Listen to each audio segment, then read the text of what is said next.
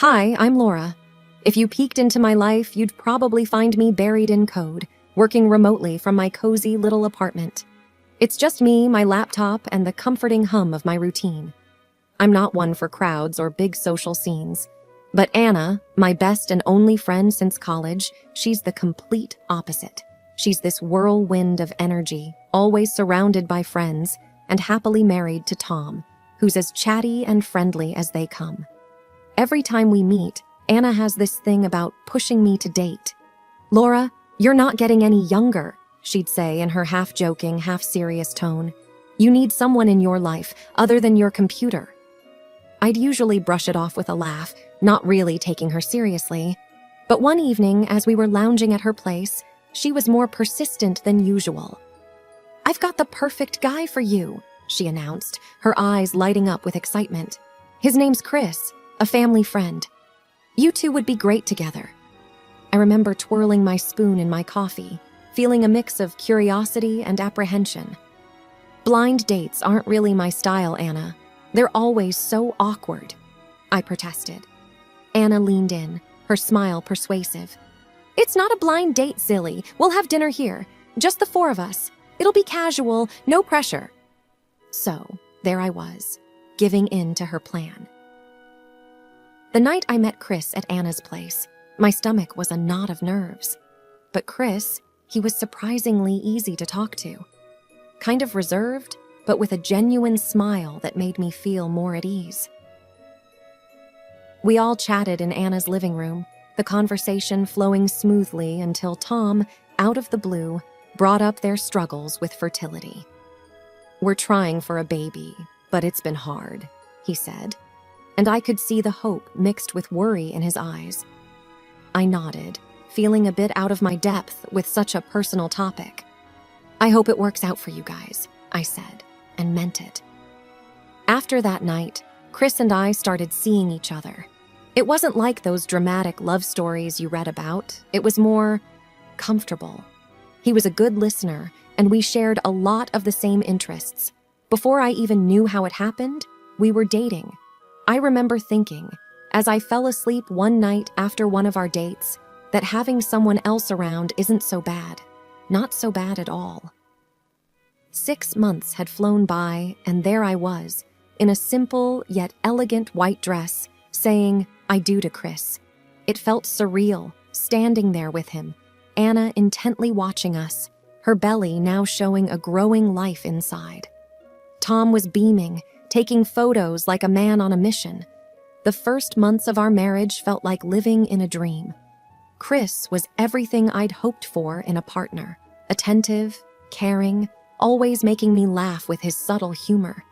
We'd have these quiet evenings, just the two of us, and I cherished every moment. But as time passed, I noticed changes. Small at first, like Chris coming home late more often.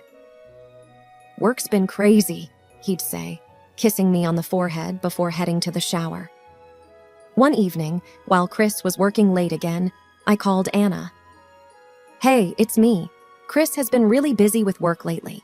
Is this normal after getting married?" Anna's voice crackled through the phone. "Totally normal, Laura. Tom was like that too. Men and their work, you know?" I wanted to believe her, but something felt off. Chris was home less and less, and when he was, there was this distance, like he was there but not really with me. We stopped having those quiet evenings. It was like living with a ghost. One night when he came home late again, I couldn't hold it in anymore. "Chris, we need to talk. You've been so distant lately. Is everything okay?" He just shrugged, avoiding eye contact. "It's just work, Laura. You wouldn't understand. It's really busy right now." I lay in bed that night, staring at the ceiling, wondering if this was what marriage was supposed to be like. The silence in the house felt heavy, suffocating. I missed our talks, our laughs, the way he used to look at me. The next morning, I called Anna, hoping for some reassurance. "Anna, I don't know what to do. It's like Chris is a different person." "Laura, give it time. He's just adjusting to married life. It's a phase. It'll pass," Anna said.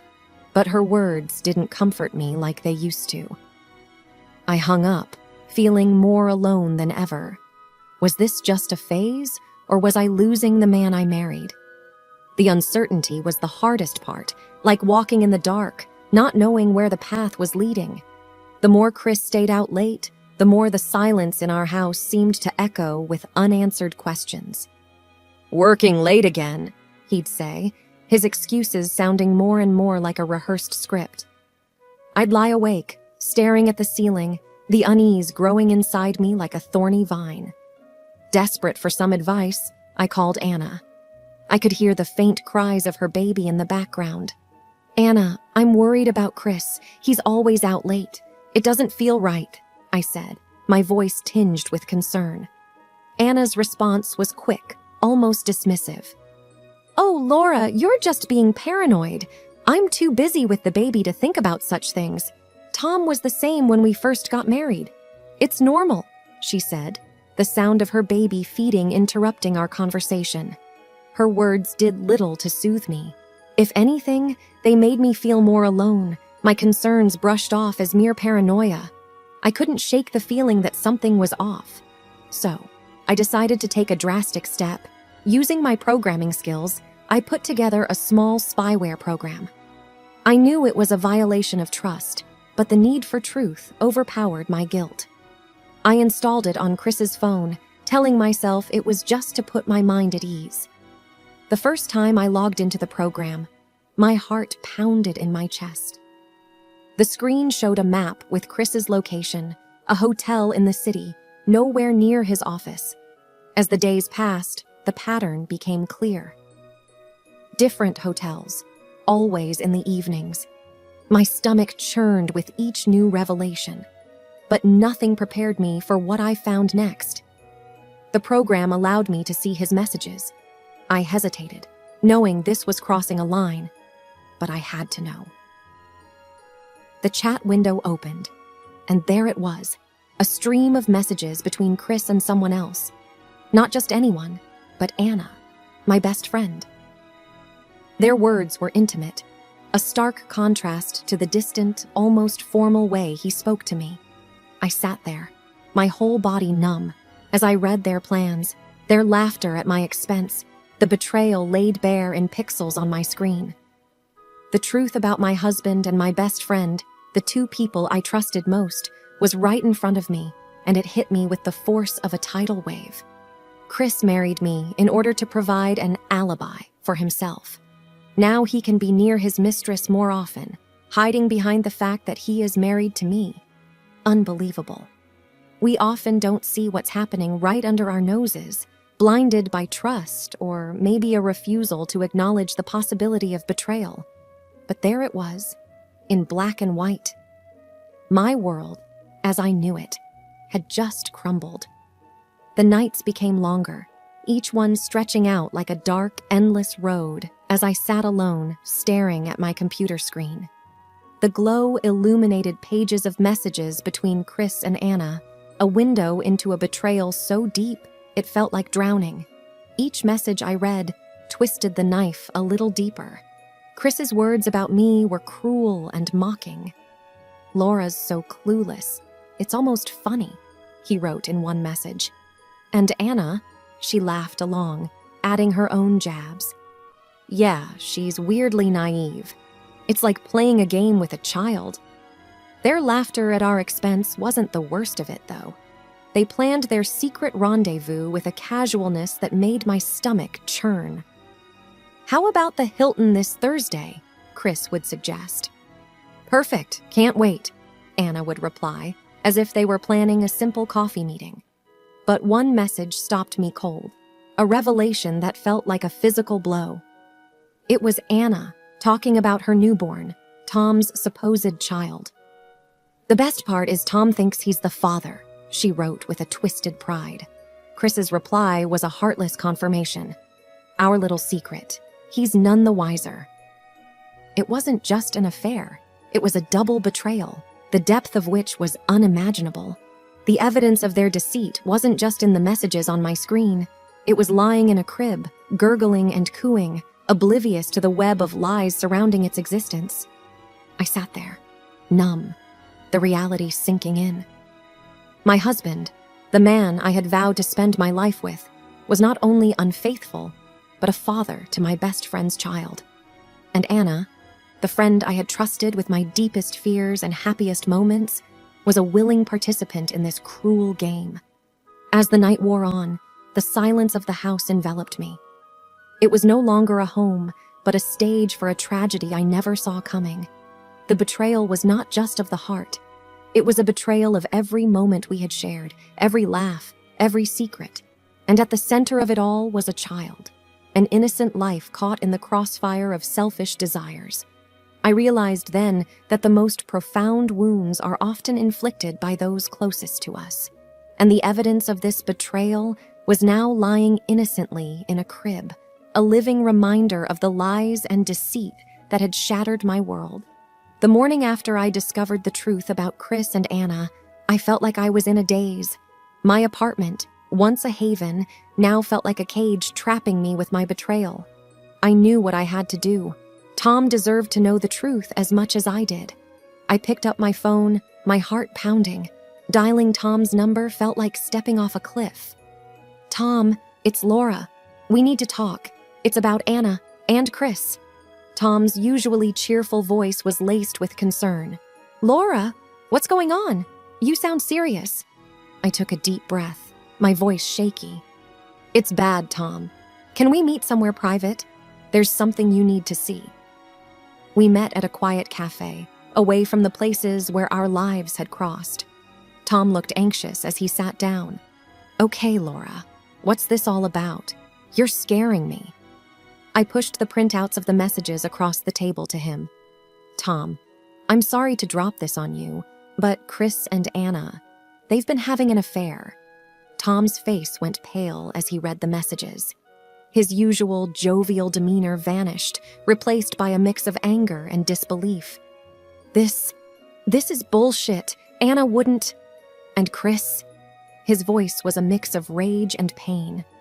"There's more," I said, the words feeling like lead in my mouth. "The baby. Chris might be the father." Tom looked like he had been slapped. He slammed his hand on the table, drawing stares. "That son of a... How could they do this? My own wife? My baby?" I could see the hurt in his eyes, raw and unfiltered. "I'm so sorry, Tom. I thought you should know. You deserved the truth." Tom ran his hands through his hair, a gesture of frustration and disbelief. "I can't believe I've been such a fool. We need to do something, Laura. We can't let them get away with this." His words echoed my own thoughts. "I agree. We need a plan. They've been playing us for fools, and it's time they faced the consequences." As we talked, our plan began to take shape. It wasn't just about confronting them. It was about exposing their lies, making them feel a fraction of the pain they'd caused us. We left the cafe with a sense of purpose, a bond formed through shared betrayal. As I drove home, the reality of what I was about to do settled in. This wasn't just about confronting a cheating spouse. It was about revenge. And my revenge would be cold, much colder than an iceberg. The day of the confrontation felt like walking into a storm. My heart was pounding so hard I could hear it in my ears as I drove to Anna's house with Chris. He was clueless, humming along to the radio, while my hands gripped the steering wheel, knuckles white. We walked into Anna's house, where Tom was already waiting. His face was a mask of calm, but his eyes were like flint. Anna greeted us, all smiles, unaware of the storm about to break. "Hey, everyone. So glad you could make it," Anna chirped, her voice grating on my nerves. Tom cut right to the chase. "I have something to share. A surprise." Anna's smile faltered. "A surprise? What kind of surprise?" Tom pulled out an envelope. "It's a DNA test. It says, 'I'm not the father of your baby, Anna.'" Anna's face drained of color. "What? Tom, why would you? That's ridiculous." Chris turned to me, confusion written all over his face. "Laura, what's going on?" I looked him straight in the eye, my voice steady. "Why don't you tell us, Chris, about you and Anna?" Anna's eyes darted between me and Tom, panic rising. Laura, I don't know what you're talking about. Tom slammed his hand on the table, his voice rising. Cut the crap, Anna. We know about the affair. We have the proof. Chris's face went from confused to pale. Laura, it's not what you think. I threw the printouts of their messages on the table. It's exactly what I think. How long, Chris? How long have you been lying to me? Anna started to cry, her sobs dramatic. It was a mistake. I'm so sorry. Tom's voice was like ice. Sorry doesn't cut it, Anna. You've ruined everything. The room was thick with tension, a tangle of lies and betrayal finally laid bare. Chris tried to reach out to me, but I pulled away. Don't touch me. You've betrayed me in the worst way. Anna was pleading now, looking at Tom. Please, Tom. I didn't mean for any of this to happen. But Tom was unmoved. Meaning doesn't change facts, Anna. It's over. I looked at Chris, my voice cold. We're done, Chris. I want a divorce. The confrontation was brutal, the air heavy with the weight of broken trust and shattered relationships. As I walked out of Anna's house, I knew there was no going back.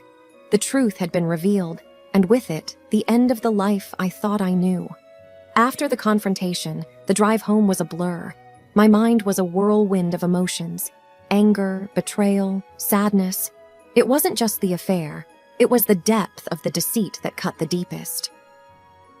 The next day, I called Chris, needing to hear him say it. Chris, we need to talk. You owe me that much. He agreed to meet, his voice resigned. We sat across from each other at our kitchen table, a battlefield of broken vows. Start talking, Chris. I want to hear you say it, I demanded, my voice steady despite the chaos inside me. Chris looked down, unable to meet my eyes. It started as just a fling. I didn't mean for it to go this far. A fling? You call destroying our marriage a fling? My voice rose, tinged with anger and hurt. I'm sorry, Laura. I never meant to hurt you, he said, his voice barely above a whisper. Sorry doesn't undo the lies, Chris. It doesn't change anything, I snapped back. There was a pause, heavy with unsaid words. What are you going to do? He finally asked. I want a divorce, and I'll be talking to a lawyer about compensation for this betrayal, I said, my resolve firm. Chris nodded, defeated. I understand. I'll cooperate. The conversation with Anna was even harder. I called her, my former best friend, now the source of my deepest pain. Anna, we need to talk, I said as soon as she picked up. Laura, I'm so sorry. I never wanted to hurt you. Anna's voice was shaky, filled with false remorse. Save it, Anna. How could you do this to me? To Tom? To your own family? I asked, my voice hard. I was selfish. I made a terrible mistake, she admitted. A mistake? You made a choice, Anna. And now you have to live with the consequences, I replied coldly. I know. And I'll do whatever it takes to make it right, she said, but her words felt empty. It's too late for that. Tom knows everything. You've lost him and you've lost me, I said, hanging up before she could respond. The aftermath was messy. Lawyers were involved, divorce papers were filed, and settlements discussed. But through it all, I held my head high. I was hurt, yes, but not broken. I realized that sometimes the hardest betrayals come from those we trust the most. But they also teach us the most valuable lessons about strength and self-respect. As the chapter of my life with Chris and Anna closed, I knew that I was walking away with something invaluable, my dignity and the knowledge that I was stronger than I ever knew. The day I signed the final divorce papers, it felt like I was signing off on the most painful chapter of my life. In the lawyer's office, I couldn't help but reflect on the journey. You're doing great, Laura. Most wouldn't have handled it as well as you have, my lawyer said, offering a sympathetic smile as he handed me the documents. Yeah, well, when life kicks you down, you kick back harder, I replied, trying to sound tougher than I felt. Leaving the office, The reality of my new life hit me. I was no longer part of a we, but just me, Laura, on my own. It was scary, but also a chance for a fresh start. I met with Tom a few days later. We were like comrades who had survived the same war. "How's life treating you, Tom?" I asked as we grabbed coffee. Tom sighed, stirring his cup. "It's rough, Laura. Every day's a challenge. But like you said, we kick back harder, right?" "Right. We rebuild, stronger and wiser," I said, feeling a sense of solidarity. We chatted more about moving forward, about not letting our past define us. It was a conversation tinged with sadness, but also hope. Driving home, I thought about Chris and Anna. Last I heard, they were together, but far from happy. Anna, used to a life of luxury, was now stuck in a cramped apartment, constantly at Chris's throat for the financial mess they were in. A neighbor told me how they were always fighting, their arguments loud enough for the whole block to hear. "Police were there just last week," she had said, shaking her head in disapproval. It was ironic. They had betrayed us, thinking they'd find happiness with each other, but all they found was misery. Every scandal, every shout I imagined between them was a reminder that karma does its job. As I entered my apartment, the quiet was a balm to my soul. I was alone, yes, but at peace. I had weathered a storm I never saw coming and came out stronger. I gazed out of my window, the world outside oblivious to my struggles and triumphs. "Here's to new beginnings," I whispered to myself, a small but determined smile on my lips. I turned from the window, feeling a sense of empowerment. The future was uncertain, but it was mine to shape. I had survived, I had learned, and now it was time to live.